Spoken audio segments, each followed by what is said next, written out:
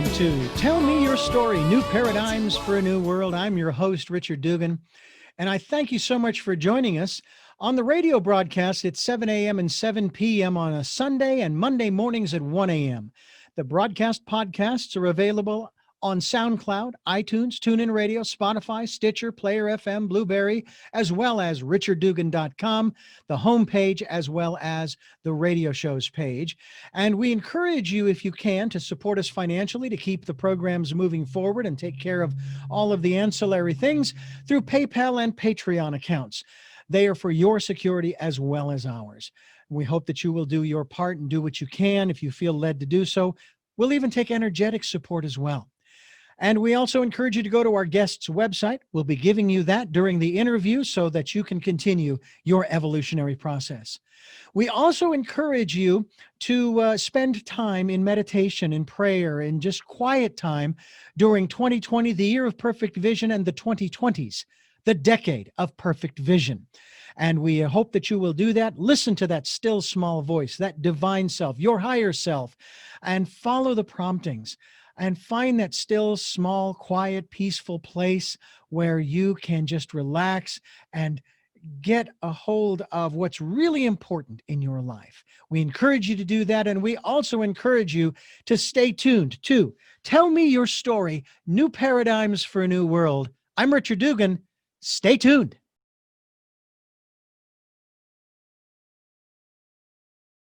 Today's program, I think you're going to enjoy. It's a little off the current events, so to speak, beaten path.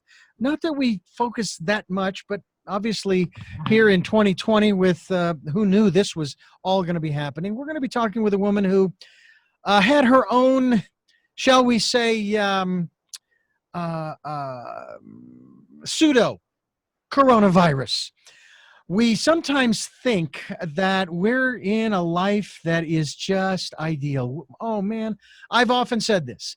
I feel that I have always been in the right place at the right time in my life, whether it came to jobs or relationships. Yes, I've been divorced once.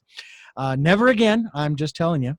And then all of a sudden something comes along and says, there's something missing. I just don't know what it is. Well, our guest, Rebecca Thompson, is going to be sharing with us about her journey, her adventure, if you will, as she has done so in a couple of books here. Rebecca Rising, which is how I found courage and self-love through friendships, coaching, and conversations with the moon. We'll find out what that's all about, as well as another book that is tied to this, Sunday at 8:30. Now, I don't know if that's 8:30 a.m. or p.m. We will find out. It's basically 2 decades of life planning. And again, Rebecca Thompson is my guest. Thank you so much for joining us on the program. Richard, thank you for having me. It's my very great pleasure to be here. As I mentioned at the outset of the program, we all seem to reach that crossroad where we've been doing what we've been doing and sort of having fun at it. It's been okay, but there's this something comes along and nags at us and says there's something missing.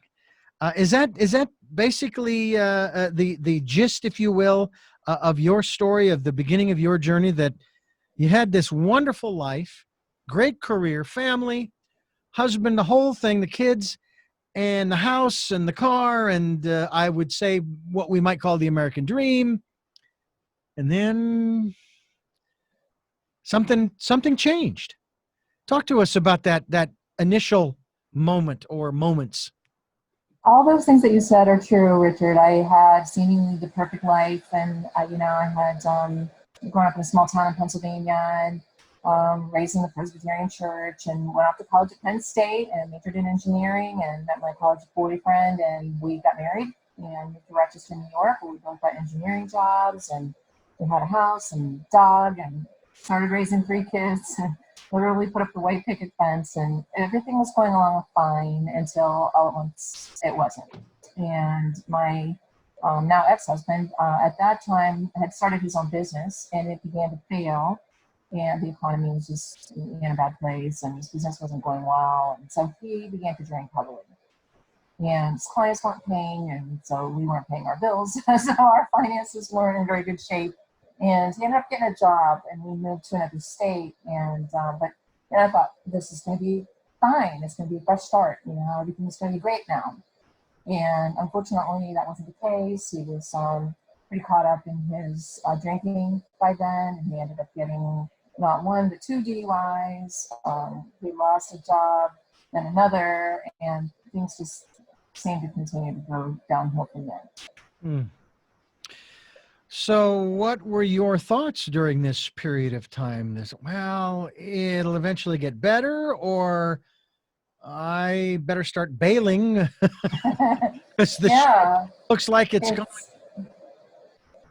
it's funny you should ask that, because I had a lot of different thoughts in my head. I was raised in this small town kind of Christian environment where you stayed married for life, and so I thought that was my role, to stay married, and I'll support my man and go where he goes and all that. And but at the same time, I was unhappy and frustrated because things weren't getting any better. He wasn't changing his behaviors, and our finances were getting worse. And I was trying to keep things normal for the kids, as much as I could. So I did have a lot of conflicting voices in my head. And I would say, I embarked on this, what I see now as a spiritual journey. I didn't know it was then, but I kind of was just looking for something. I didn't know where to go. I didn't know what to do. And so I was kind of reaching out in a lot of different directions. So I'm curious as to the network, family, friends, neighbors, whoever. Where were they through all of this? Depending on how close my circle was, my very, very close circle, and my best friend Darlene, and I talk about quite a bit in my book, she knew what was going on all along, and it was very, very close to her. The kind of outer circle, just neighbors and, parents of my kids' friends and that kind of thing, would have just still said I had this perfect life going on. And even now, when the book came out, members of my book club that I was in at that time have bought the book and read it and contacted me and said, you had no idea you were going through all that at the time. So I was keeping up the facade pretty good, unless you were really in my inner circle. I remember after my divorce and getting through all of that and kind of moving on, sitting down with my parents, and they said, well, we kind of knew that, this was coming and this and that and the other thing. And my first reaction was, well, why the hell didn't you say something? Why didn't you, obviously, 'cause when we're in it, it's like you can't see the forest for the trees, even though I certainly was aware that things were just not going the way I wanted, just like your experience. And my folks basically said, look, it's your life and you're the one that has to make the decisions. And we, as your parents, have made the decision. And bear in mind, I come from a family of a total of 6 siblings here, five siblings plus myself. Can you imagine my parents getting anywhere near involved in all 6 relationships? I think they made the right decision to stay out of it. For their own sanity. For their own sanity, exactly. Exactly. Yeah.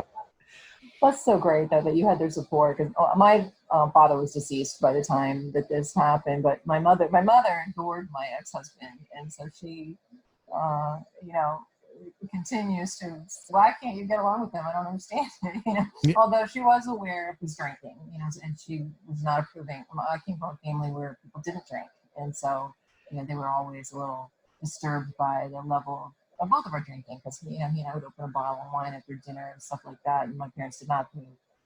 But she did love him. But it's funny what you said, that they knew, because I remember telling my brother, when I told my brother that I was getting divorced, he said something like, well, that was just a matter of time, or something like that. Like your reaction is like, well, I had no idea that you thought that, Well, I remember one, and I believe it was possibly the Thanksgiving prior to the year, I think it was 97 Thanksgiving.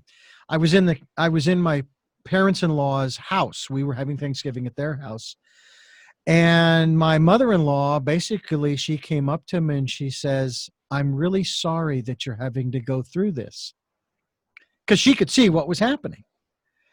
And then, of course, we went through the whole process. I never spoke to them again, but what really broke my heart was when her father, my father-in-law, I guess you might say former father-in-law, passed away. And then my former mother-in-law passed away 4 months after him due to a broken heart. Okay. Mm-hmm. I was never called. I didn't find out until 2 or 3 years later when I just happened to call her, my ex-wife, just to see how she was doing, see what was happening and so forth. And she's sharing all of this. And I got really angry. I didn't direct it at her. I was seething inside. God, 15 years and nobody calls. We spent 15 years together. Well, now we've been apart since 98. So it's been 22 years. But it's like, how do you spend time with someone and then have little or no consideration? Now, they may say the same thing about me because of the way things unfolded back in 98. But nonetheless, I realized that all of this kind of stuff has really got to be tough. But you had an extra, we'll call it challenge. You had kids. Now, were they young at the time, in their teens? Yeah. What was the situation there, and how did they handle all of this? Because again, I would venture you probably did what you could to, I don't know, hide it or at least minimize it so that it wasn't as an effect on them and their schooling and their friends and those kinds of things.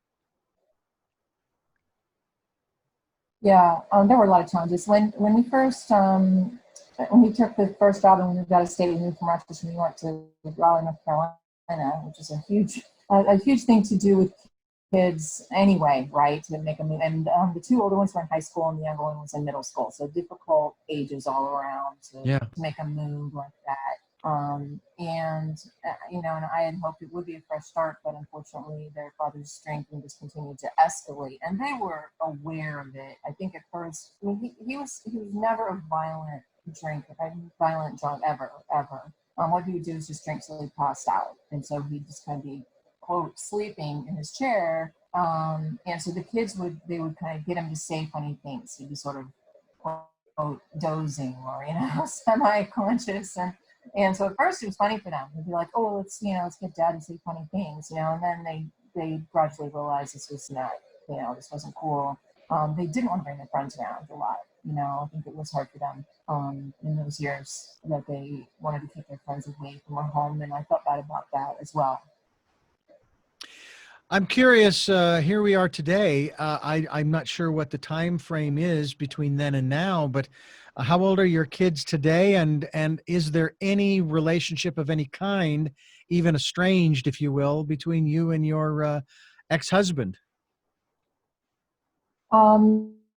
We've been apart for 4 years, and I do not connect with him at all. I've had no contact with him for at least 2 years. My kids are now 32, 30, and almost 27, and they keep in touch with him, birthdays and Father's Day and that kind of thing. Mm-hmm. And I wouldn't say they have a super close relationship, but they keep in touch with him.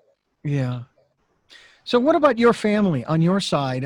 Siblings, obviously parents, as you say, your father's passed, but what about within the context of the relationship of the marriage? Were your parents alive and siblings? Were they in any way, shape, or form aware of and or supportive of you in terms of just, getting through from day to day, hang in there, it'll be okay, things will get better, blah, blah, blah, as opposed to, you need to leave him? No, I probably had more of that from my friends. My mother was alive, but as I said, she really liked my ex a lot and thought highly of him and was concerned about the drinking. But I don't recall ever talking to her about my marriage, about it being a problem or anything like that.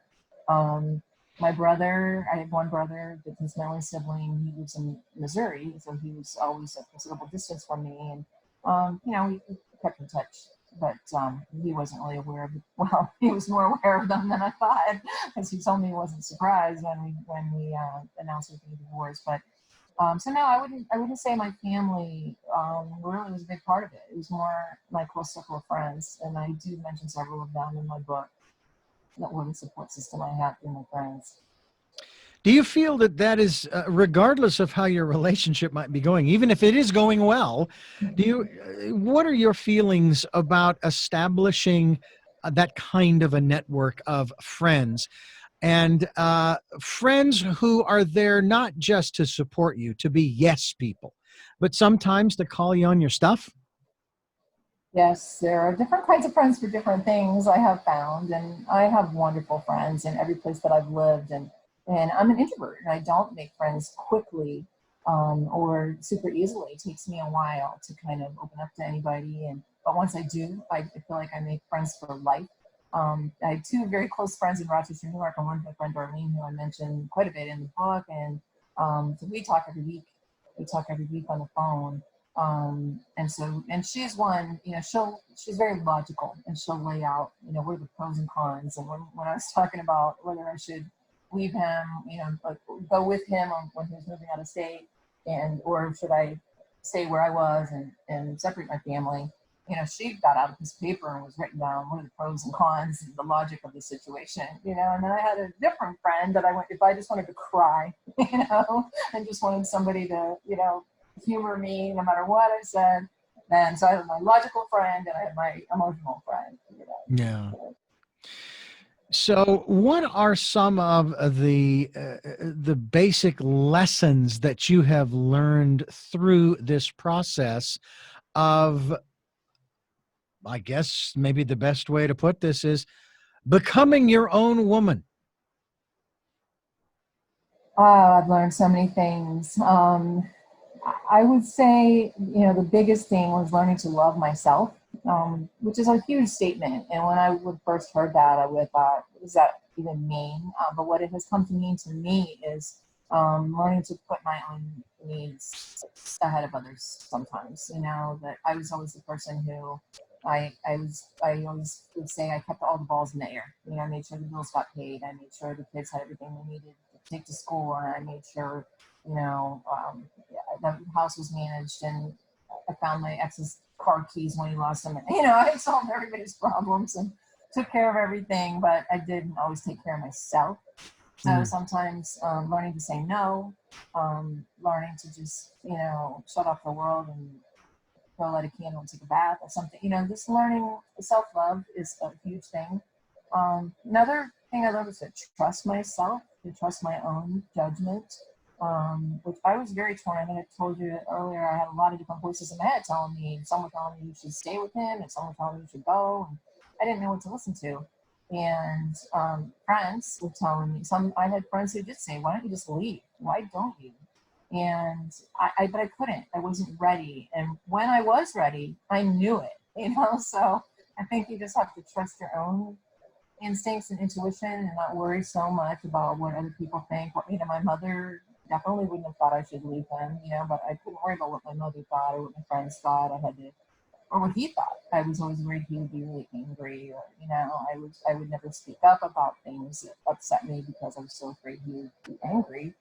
Um, and I've learned now, you just you gotta look out for yourself. You gotta be true to yourself. Is what I mean by that. You gotta be true to yourself.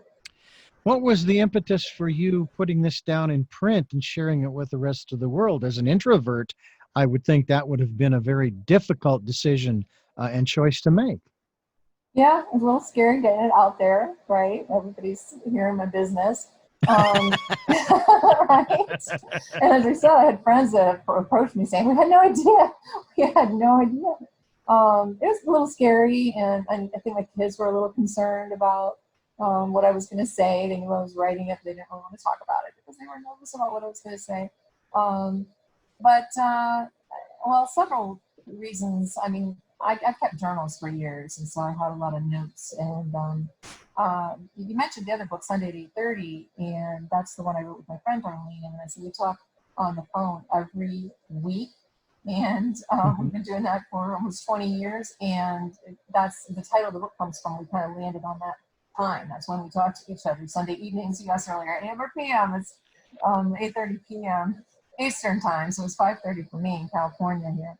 But we had started to write a book about our process. We called that book, it's about life planning. And years ago, we took a class together in life planning and we started using what we learned. And over the years, we've made it our own process, changed it quite a bit from what we originally learned, but we stuck with it. And a lot of people were telling us, wow, you've been doing something for 20 years, you should write a book about that. So we started doing that. And we set goals, our life planning process, we set goals in a lot of different areas, whether it's our health, mental, career, family, all these different things. And one of the areas is spiritual. So I've been going through part of my healing process and learning to love myself and finding the strength to end my marriage. I've gone through a lot of different spiritual practices that I've learned about. And so my friend Darlene, that was writing the book with, said, you really ought to write a chapter about your spiritual journey for our book. So I started writing it, and I said to her, I think this is more than a chapter. I think it's a whole book in itself. So that's really how Rebecca Rising came to be. It started out as a chapter in the other book and ended up being a whole book all on its own. Well, I encourage people to go to Rebecca's website, Evolve Without Limits. EvolveWithoutLimits.com is her website. We encourage you to go there to find out more about Rebecca, as well as the two books that she currently has out. Number one, Rebecca Rising, and the other one, of course, is, as you just mentioned, Sunday at 8:30. And it's 2 decades of life planning. And it's both you, Rebecca Thompson, as well as Darlene Ryan. And you've written, of course, the other one, Rebecca Rising. We're going to take a quick break. And when we come back, we're going to continue our conversation with Rebecca. I'm Richard Dugan. This is Tell Me Your Story, New Paradigms for a New World. Don't you go away. We've got a lot more coming up. Tell me your stories. I'll do my best to understand you. And welcome back to Tell Me Your Story, New Paradigms for a New World. I'm Richard Dugan, along with Rebecca Thompson. And we're talking about the work that she has put out called Rebecca Rising, about her journey through the same process that a whole bunch of people have gone through. And, you've got to sit there and wonder, what in the Sam Hill were we thinking in the first place, that we thought that this was a good idea? It seemed like a good idea at the time, felt good, felt right. I have to say that in my evaluation of my first marriage, I realized that there was a reason why we got married. My reason was because at that time, for some reason, guess I needed somebody to take care of. And I almost got my wish, so to speak, because it is possible, even though I was married in Arizona, it's a community property state, I was actually taken to court, and it was possible that I could have wound up with spousal support for God knows how long, but that didn't happen. So I'm wondering, from your standpoint, first of all, how long did the process take from the time you decided, I'm out, I'm done, it's over, until you got the papers from the court saying it's done, it's over, and you're out? It was a little over 2 years. 2 years. So what was much, much longer was just my getting there that I wanted out. Took forever. It took years and years. And so I was going through this constant struggle of, should I stay or should I go? There's a song in there somewhere. There's a song. I know, right? Too bad I wasn't the first one to think of that. But yeah, once I made up my mind, I went to see an attorney, and at that time he was unemployed. That's what we were getting into this cycle of, ever increasing unemployment because of this ongoing drinking. And she said, you should wait to do anything until he gets a job, because otherwise you will be paying spousal support. So I tried to do that. I waited a few months. That was in February, and in June, I think it was, I called her again and said he had gotten a job, kept it for 3 weeks, lost it, and then I was like, I'm done. Really, the defining moment was I got up one morning. It was 7 a.m. and he had a beer in a coffee mug, 7 in the morning, and I said, what are you doing? And he said, don't worry about it. And I said, could you honestly say that if I was sitting there drinking beer at 7 in the morning, that you wouldn't worry about it? And he said, well, no, blah, blah, blah. But that was when it was, I can't do this anymore. So, yeah, I called the lawyer and said, I need to move forward on this. Yeah. And I was sued for spousal support, and it didn't take. I am not paying spousal support, thank goodness. But yeah, it was fun for a while there. But well, yours went on a lot longer. Yours went on a lot longer than mine. I was I did not realize that it's considered a lawsuit. I did not know that at the time. Divorce was divorce. I didn't know someone was suing you. And that is, of course, the legal terminology. And I was actually served on the first day of May of 1998. And I remember when they came in, it was in the afternoon, around 2 o'clock, maybe 2:30 in the afternoon. They walked in and they asked for Richard Dugan. And I said, yes, how can I help you? And the gal walked up, the person, I thought it was a gal or a guy, walked up with a manila envelope, handed it to me and said, you've been served. And I'm going, what? I thought I was being sued by somebody else, for something else. And of course, it turns out it was the divorce papers. I was actually able to make a joke even on that day. Now there's a new meaning for me for May Day. Yeah. Oh, jeez. And of course, for me, the first month, the May, I was in my emotions the entire month. I just couldn't think. I couldn't process. I couldn't believe what was happening, and so on and so forth. And of course, I went to a female attorney whose slogan, I loved this woman's slogan, reasonable solutions for reasonable people. Fortunately, my ex-wife's attorney was anything but reasonable. Anyway, and I was helped a little by my parents. They actually paid the initial retainers so that I could retain this woman for the divorce process. And by January, 11th of the following year, I had the document in my hand stamped that it was all over. So That's from wonderful. that standpoint, it was nice and short. Yes, that's but great. yeah. But I learned a lot of lessons. One very important lesson was when you're going through a divorce, which I don't need the lessons because I'm not going to do that ever again. I refuse to divorce. The woman I am with now, I will do everything in my power to make things work. I'm not going to sell my soul or anything of that nature, but I'm just saying that I am going to work a lot harder this time around because I don't want to go through that. It's just horrendous. And she was with me through that process. And she even divorced her husband during that period, or actually a year or two after. And they did it so amicably. There was no attorney involved. It was all, they did over the phone. They exchanged the papers through the mail kind of stuff, signed off. I don't think it cost her more than $150, whereas it cost me $3,600. It took me 2 years to pay it off to the attorney, But these are the experiences that we go through, and I'm curious.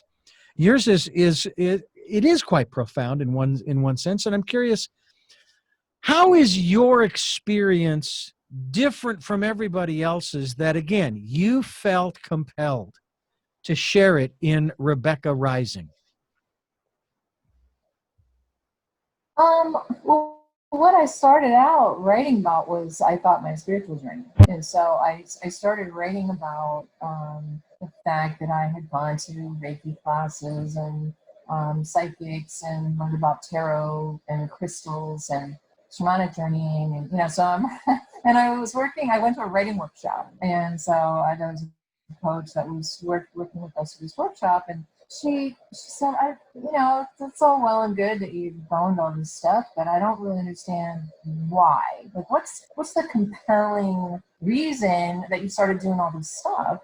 And as I started to explore that, I realized it was about finding out who I was and finding my own power, finding my strength to wake up and get out of this marriage, which was going nowhere and not getting any better. And I was staying in there because I felt powerless. I felt stuck.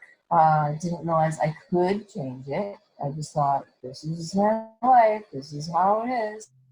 And as I went through these various experiences spiritually, I started to change my belief systems and realized that I could indeed change my life and have something more for myself. And so I think I wanted to share that story for other people who may be feeling stuck and feeling like they don't have the power to change things in their lives. So that was really why, and as you said, I'm an introvert, I'm a private person. It's not about just having my business, splashed all over the place, but it's more about, if this can be helpful to anyone else, I would love to be able to help. When I talk with people and they start talking about their parents, their fathers or mothers, and they start giving information about them and who they were and what they're all about and so forth, I start thinking about my father. And my father's still alive, 89 this year. My mother, 86 this year. And still alive and kicking and doing very well, staying in the house, not going anywhere so that they don't have any problems. But I can't sit here and talk to you about my father's inner workings per se, because he was also a very private person. I mean, especially when it came to spiritual things, not so much religious in terms of, he was Protestant, and when he married my mother, she was Catholic, so he converted, and that's how they raised us kids. But more the spiritual, metaphysical, if you will, aspects, similar to what you were just talking about in terms of going to psychics and shamans and getting Reiki training and so on and so forth. I don't know that much about. I mean, I know he believes in, I guess, a supreme being, higher power, a God, but I don't know the details. And in one sense, I guess that's okay. I know that he is open-minded to metaphysical concepts, very interested in, we've had conversations, the four of us, my wife and I, and my parents, we've had some incredible conversations about some of these subjects, a lot of the other subjects. My wife and I are Reiki masters, as a matter of fact. How are you? That's great.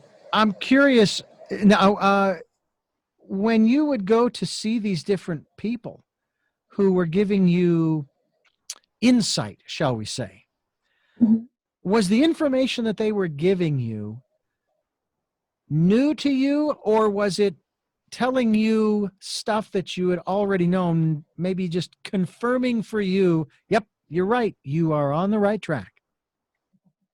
For the most part, it was that. And sometimes it was things I was in denial about.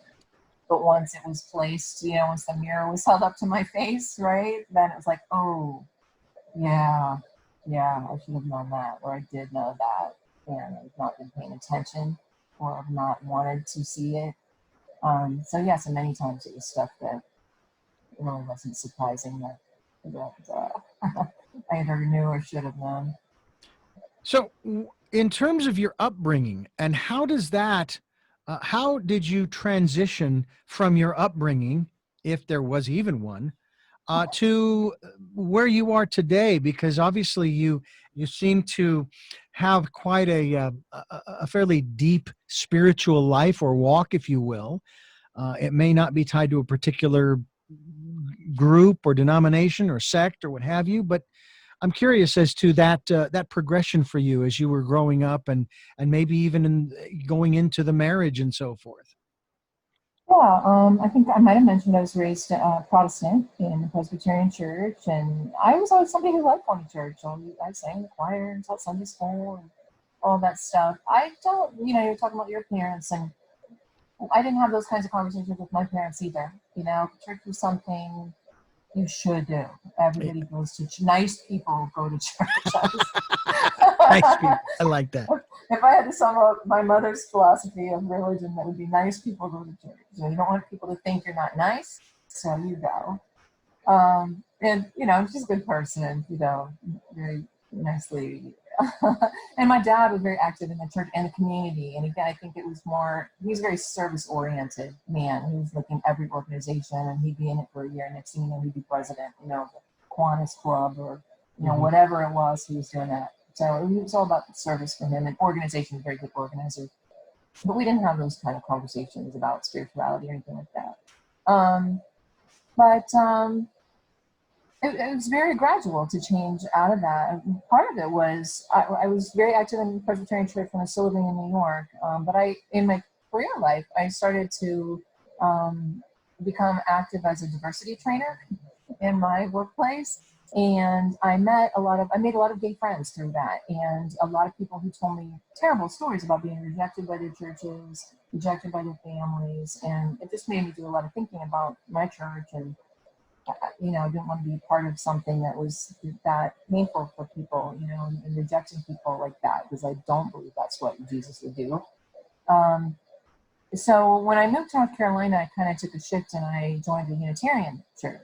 The Unitarian Universalist is very inclusive. It takes people from all different faith backgrounds and does not have any rigid doctrine to follow. So I stayed in UU for 7 years, and that's really, I met a lot of different kinds of people, and that's where I got exposed to a lot of people would invite me to a Reiki class or dowsing class or all different kinds of things, which I had no background in anything metaphysical whatsoever. And I was an engineer, so I was more science oriented, and so I started out thinking, this stuff is all wacko, right? There's nothing to this. This is, or people I'd heard of like ESP, and I was like, well, there's certain people that have these kinds of powers, but I'm not one of them. Yeah.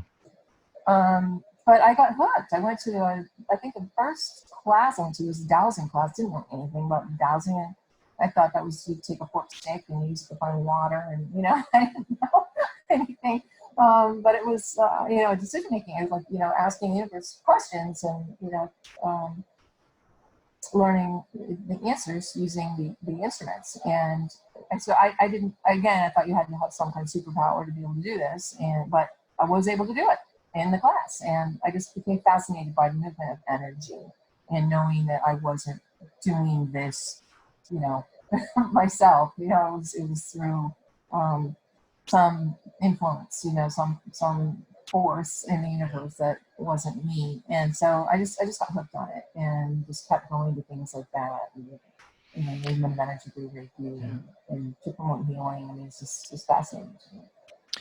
It has always been fascinating to me too, because I have always been intrigued by these concepts, whether it's in A Course in Miracles or Autobiography of a Yogi or books by Ram Dass or even some of the quantum physics scientists and so forth, be they Hawking or Einstein, who is probably not so much quantum, but just plain old physics.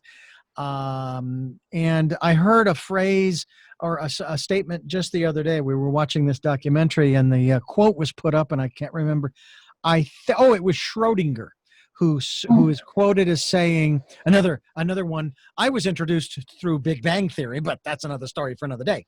And basically, it goes along the lines of, there is only one mind, only one, but there are different aspects of that one mind in each one of us, something along those lines, that helps to explain the diversity of human beings. 8 billion of us. I can't believe we're almost at 8 billion. Wow. I mean, I have trouble with 100,000 people in a place. Although I do remember when I was in New York City in April of 1993 with my first wife, and we were there visiting a dear friend of mine, my best friend I've known since 6th grade. And we were walking around New York, going up and down Fifth Avenue, and wound up in Central Park, walked into Central Park, and all of a sudden we looked off into the distance, and we saw this crowd of people heading our way. And it freaked us out a little bit, thinking, we better get out of this park. We don't know who these people are, what they're here for. Well, it turns out we were there on Earth Day in April. And that was wow. what this crowd was about. And they estimated the crowd when we were watching the news that night, finding out what we could have been involved in. 500,000 people. And I'm going, 500,000 people in this place? Are you kidding me? But we have this diversity, and we have this great expression of the one mind that comes through each one of us, but each one of us has a different facet. Talk to me from your perspective about the people that have come and gone in your life, and that aspect of the connectedness that you had, in some cases still have. I'm sure you're still connected with Darlene. Absolutely. Tell me about that. Your perceptions of how we're connected. I mean, even with your now ex-husband, he was in your life for a reason, right? Oh, absolutely. You've been able to come to Absolutely. terms and put that into, shall we say, for you, proper perspective. Yes. Yeah, so many places to go right now. I love what you said about one mind, because to me that kind of explains reincarnation, right? Because if we're all one mind, it's not necessarily that we're physically born, one life after another, but that if we want to look at our past lives, we can kind of tap into that one mind and find a past life of someone that has a lesson for us. That's how I kind of, Jung will call it the collective unconscious, right? But as far as people in my life, and I also believe that we make decisions before we come here into this life about what are the lessons we want to learn, and that souls travel in groups. So we have our besties right throughout eternity that kind of travel with us and help us. We make agreements with them that, I'm going to be kind of a mean mom to you in this next life because you need to learn about that lesson or whatever, whatever it is. Or, I'm going to be your alcoholic husband or whatever because you need to learn some stuff. And in return, I'm going to do this, So we it's like a play, we take on the rules for the next life and we learn lessons. So, if you think of it that way, to think somebody would love you that much to come and play out this role, which is not always necessarily a charming role, right? And you're not going to get kudos for this role. That somebody would love you that much to want your soul to learn lessons, that they would play that part for you. So that's how I look at it. So I've done a lot of forgiveness work on myself for forgiving others in my life. When there's really nothing to forgive. There's nothing that needs to be forgiven because everybody played the part that they were supposed to play and they came to play. And so that's kind of how I look at it. And yeah. And that's a hard one for a lot of people to take, especially if you put that on every person who has lived in history before us. Okay? And you start listing the famous and the infamous, as well as those who never made it out of their village, shall we say, that every single person was just here to play a role. And again, as I said before, that is a hard one for people to take. Back in 2016, when I got drawn into the political mindset and the minutia and all of that, it took me 6 months to get out of that. And when I did, the first phase of the 3 phases I've been through is, teacher, thank you for teaching me how not to behave. The second phase was, I forgive you, but more importantly, I forgive myself for allowing myself to be drawn into this minutia. And the third phase is, what is it that you are so afraid of that it makes you speak and behave this way? I'm not asking you to change. I want to understand. And so I can put you behind me and move on with my life. And that is coming from a strictly non-egotistical human compassion for another human being position. That, again, that person is here to play their role. So who am I to sit here in judgment of them? And unfortunately, I fall into the same trap as everybody else. Okay, I've done it with this person, but this person over here, and it's like, all right, I've got to figure out how to incorporate everybody into not just the national or the international, but the local, or on the state level, but, and that's where the real challenge comes. That's where our real spirituality comes in. That's where those lessons really come in. Have you been able to do that with your ex-husband? In spite of everything that he's done, you've accepted the fact that, oh yeah, okay, that was just his role. I mean, I'd like to say I have, transcended to that level. Yeah. And I think it's, like I say, with him or with other, like you say, public figures that sometimes do things that appall and outrage me, one part of me can transcend and be like, these things are all happening for a reason and it's going to come out of it and, all of that. And then another part is like, wow. So yeah. Wow. I still have anger emerge, from time to time. I get struck by something, but I think that's the ongoing spiritual journey, right? It's just keep releasing that. It comes up and you let it go. It comes up and you let it go. It comes up again tomorrow and you let it go. For me, it's less anger, more sadness. Sadness that it even happened.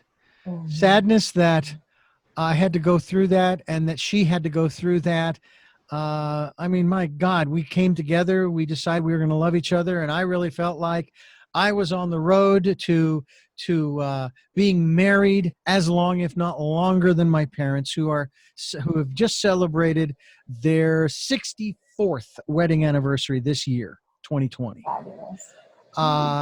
And all of the siblings are still alive. They have grandkids. They even have 2 great grandchildren, which of course makes me a great uncle, which is kind of cool because I never thought that I would. And I'm not a father. I have no children, but that's okay. That's okay. And so yeah, I hear what you're saying. It comes up, and you deal with it, and you move on. It comes up, and maybe that's maybe that's that process of learning. You think that, okay, I'm not going to get it on the first try, and maybe on the 612th try, or as Jesus said, forgive 70 times 7. Okay, that's 490. We have to do what we can, do the best that we can, and just say, look, okay, I'm working on it. I'm trying to remember that. Oh, you have a script. I have a script. We're players, as Shakespeare said. The world is a stage, and we're just actors. We're just players in this play. And we all have our different roles to play to teach ourselves and to teach others. You read Celestine Prophecy by James Redford? Yes. Great message in there. Along these same lines, we have messages for one another. I love that aspect of it. And we are, I think, obligated as we learn these things that we need to follow through and give those messages to one another. Do you, and usually it's not in a conscious way per se. It's not like, okay, I've got this message I've got to give to this person because it's so important and they need to straighten out their lives. And so I'm going to give that. It doesn't work quite. I don't think it works quite like that. No. But I'm curious as to your observations. And this is, again, I know you haven't had a contact with him for 2 years plus, but I'm just curious. Have you ever been in a place where you were able to impart to him something that made a difference to him, where he sort of realized his role and what he did to the family, to you? Not a lot of that, but did hear, I wrote him a letter, and he was still, it was right around the time I had asked him to move out, and and he was getting ready to move out, and I wrote him quite an extensive letter, and a lot of it was, in our marriage, like I said, he wasn't a violent drunk, he just was kind of more of a, I'm going to drink till I pass out. So I felt neglected, we didn't talk about things, and if I did want to talk about something, he would just leave the room and go drink. He didn't want to talk to me. So I in my letter I said, I hope in your future relationships that you'll make an effort to communicate, with that individual, because I think it would help if we could have talked about some of this stuff. And I can't remember what it was, but I later, like a year later, he came. I was selling our house, and he had to come back and get some stuff, like out of the garage and everything. And he did say something like he was in a relationship then, and something just made me remember that letter, because he said something like he was making an effort to keep communication open, in his new relationship and stuff like that. So that made me feel good. He's just trying to do it a little differently, So. All right, hold on one second. I got somebody at the front door. Hold on, please. Mm-hmm. All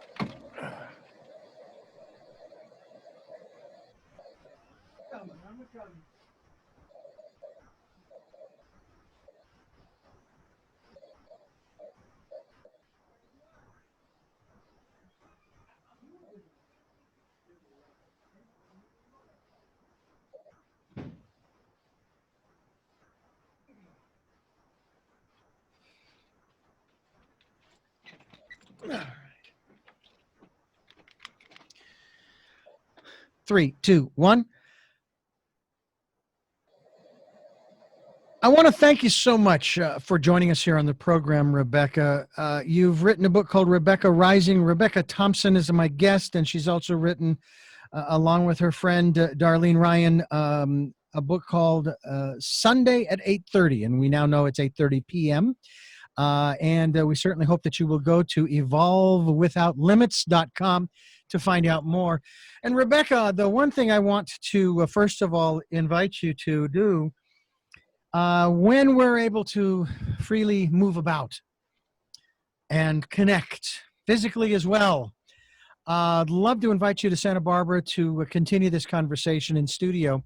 I think it's important to talk about these things, especially in light of where we are today. Now, we could have gone into one direction that I had thought about in this regard, and maybe I'll throw this out to you real quickly. The Me Too movement, which seems to have sort of kind of in a way taken a back seat to the Black Lives Matter movement that's really, and I'm beginning to understand better, as a white person can understand what's been going on. And I got to tell you, I cannot believe some of the things that I've seen on television, some of these videos and so forth. But to the Me Too movement, just out of curiosity, how have you felt? Are you feeling empowered these days? Are you the one who's in control of your life, more so now, of course, than you were before? Did that experience of the divorce give you more confidence in yourself and your ability to say, you know what, I can do these things? I can Absolutely. Yeah. Absolutely, Richard. Yeah, I definitely did not have confidence, going back 10 years ago, I didn't have the confidence that I could make it on my own. I didn't think I could change my life. Now I know that I can pretty much do whatever I want. And I would rather not be in a relationship than be in one that's going to be diminishing, like the one that I was in. And so, not that I don't want to be in one, because I do, but I won't compromise myself. And that's a good thing. That's a very good thing. It reminds me of there's probably other songs that use the line that, well, if she wants to go off and do her own thing, hey, go for it. I'm not going to hold you back. I'm not going to tie you down here. You're your own person before you're my wife and I'm your husband. You're your own person. And I think that a lot of people are beginning to get that message in spite of the fact that it flies in the face of the quote unquote traditional relationship of marriage. Where you're supposed to be subservient to your husband. What do you think you're doing, Rebecca? You get back with that man and you make it work. Any more than, I stayed, according to my attorney, I should have left after 10 years. I should not have stayed that extra 5 years because it could have played into her favor as far as that was concerned. And I thought, oh, I don't want this to play into her favor or mine. I just want it to be over. I don't want to win and her lose or vice versa. I just want it to be over. I want to be free. And I know that's probably how you felt too, wasn't it? By the time I got there, right, it wasn't about, I didn't want anything bad to happen to him, and I didn't want to fight. I didn't want to fight over it. I just wanted to be done with it and just go our separate ways quietly. I do have to say that one of the humorous parts for me in my divorce, all we had was a house. We had no stocks and bonds and bank accounts in Europe or anything like that. We had a house. That was it. No other assets, no cars. And her attorney decided that he wanted me to, he deposed me. So I had to I'd go to a deposition that lasted about an hour and a half. And of course, my attorney only coached me as we're walking to the building from the parking lot. She says, you have to answer the questions. But, she says, the way that you can sort of slow things down so you have a chance to think about the answer is you can answer the question by saying, I don't understand. Could you be more specific? And things of that nature, right? Mm-hmm. Just to could you repeat the question? And the funny part for me was when he asked me about the information in one of the documents that I had to fill out, income and expenses document. And I had filled it out. The deposition was in July, and I had to fill out this document from, what was it? I think it was June of the previous year, 12 months. It was a 12-month cycle. So I think it went up to June of that year. And so he asked me this question. He said, is the information in this document accurate? I said, yes. He then asked me the next follow-up question. He says, so you're telling me that the information in this document is accurate for the previous 12 months? I said, no. He didn't understand. So he asked me again. He said, but you said the information in this document was accurate. I said, yes. But it's not accurate for the previous 12 months? I said, no. And that's right. It was the cutoff was June of 1998. So it went from July of 97 to June of 98, and the deposition was in August. Okay, you get it. You get it. I see the expression on your face. And so I said, can I have the stenographer read back his question? Yeah. Then I would like the stenographer to read back his question. So she did, and he didn't get it. So I had to explain it to him. And I have to say that as bad as I felt walking out of there, I needed a shower bad because I just felt dirty. But my attorney says, I have never seen anybody cause an attorney in a deposition to spin the way you did. So I got kudos from my attorney for spinning the other attorney.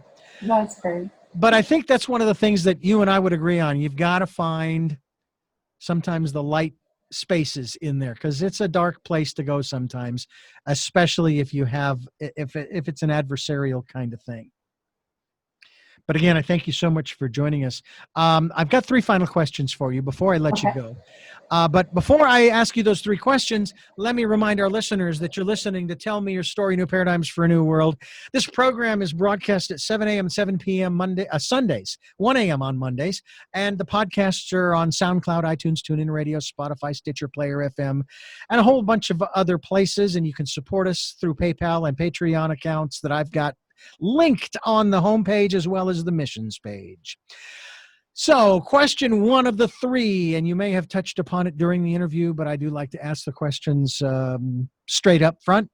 And the first is, who is Rebecca B. Thompson? That's that's an interesting question. I wasn't expecting that one. I am an evolving person that will continue to evolve in any direction I choose, knowing that I have the power to do so. What is it that you hope to or want to achieve through the work that you're doing now? I would like other people to know that if they are feeling stuck, they have more power than they know, they have more strength than they know, and if they want to change their life, they can, and that they're worth it. And what is your life's purpose? I think my life's purpose is to help other people learn to love themselves. Rebecca Thompson, I want to thank you again for joining us here on Tell Me Your Story. It's been a great pleasure, and I certainly hope we do get the chance to talk again soon. I want to thank you for listening to Tell Me Your Story, New Paradigms for a New World. We are giving you choices and knowledge of those choices to help make your dreams come true. Until our next broadcast podcast, love to love.